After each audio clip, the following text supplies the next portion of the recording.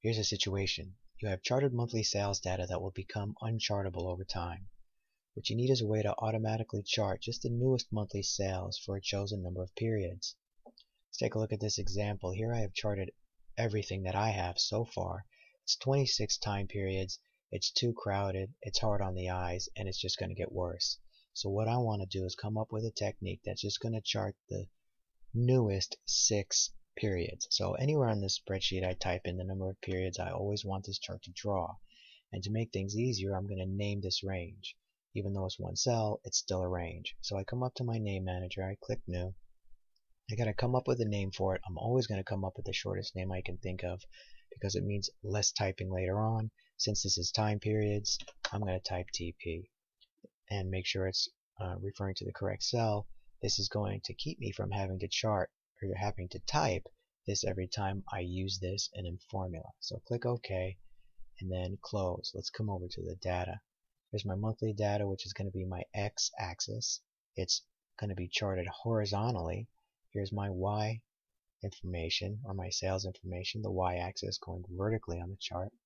What I need is an offset formula for both, because I want to find the end of all the data that's here and then just draw the last 6.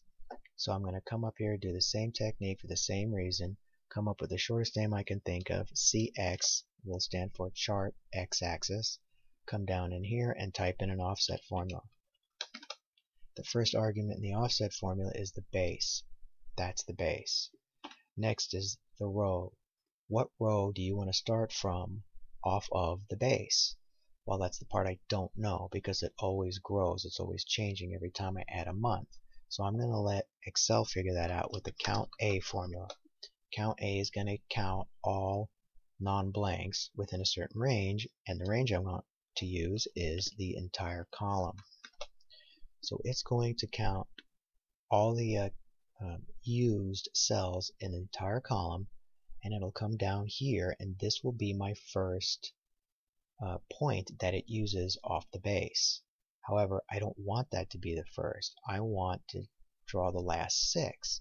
So I have to subtract my last 6, which I named TP. The next argument is columns. I don't need, so I could just hit another comma. The next argument is height, which I do need, and height is also the number of columns, bars rather, that I want to draw. So I just type TP, and that's it. Click OK. I need a formula for the y-axis, so I'm going to go chart Y.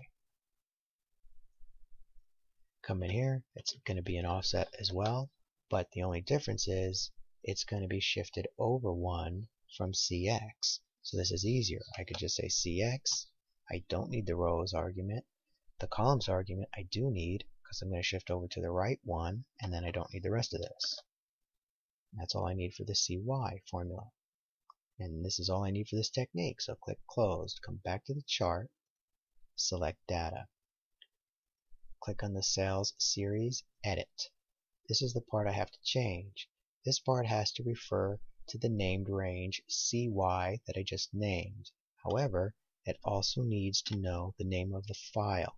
I named this file Chart New Data, and it needs the extension. Now I can just type in my named range. A lot less typing, at least at that point. Click OK. Got to do the same thing for the date. Chart new data.xlsx cx. Click OK. Click OK. Alright, so now I have 6 bars showing. The dates are not formatted correctly, so I'm going to come in here and change that real quick by clicking Text Access. There we go, so it's formatted correctly. I got 6 bars according to my chart. 228 at 70,000 is the last one.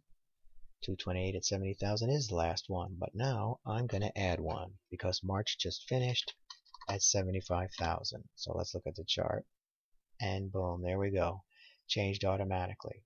That's exactly what I wanted to do.